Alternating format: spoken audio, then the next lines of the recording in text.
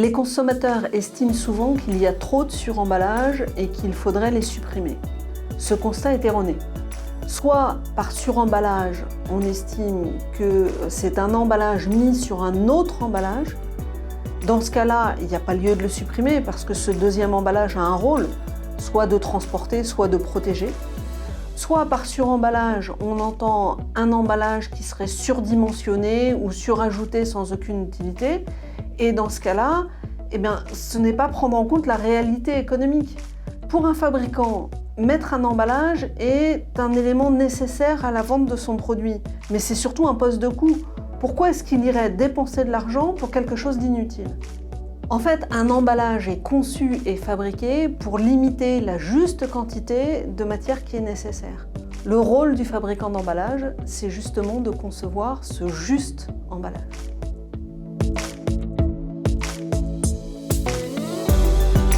Un emballage biodégradable, c'est un emballage qui peut être dégradé par des organismes vivants qui sont présents dans la nature au bout d'un certain laps de temps.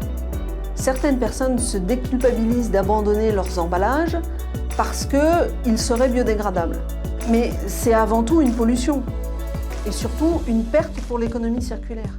Le tri est un geste citoyen, mais c'est aussi une première étape pour réutiliser le carton et fabriquer de nouveaux emballages. D'ailleurs, au 1er janvier 2022, le terme biodégradable sera interdit sur les emballages afin d'éviter toute confusion.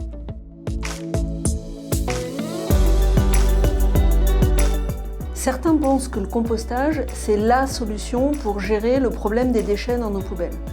On renvoie la matière vers la terre. Mais c'est surtout une quantité importante de fibres qui ne sera pas réutilisée pour fabriquer de nouveaux emballages. Ce n'est donc pas la solution la plus efficace. La solution la plus performante, c'est le tri.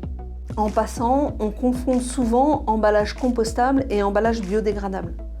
Le compostage est un processus de valorisation de la matière organique qui la transforme en une sorte de terreau, avec des caractéristiques bien particulières. Taux d'oxygène, d'humidité, chaleur, qualité des micro-organismes et temps de décomposition. Tous les emballages biodégradables ne sont pas forcément compostables.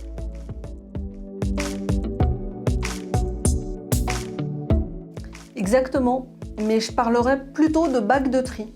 Les vieux emballages ne sont pas vraiment des déchets, mais une formidable ressource de la fibre de cellulose qu'on va utiliser pour la réintroduire dans la boucle et fabriquer de nouveaux emballages.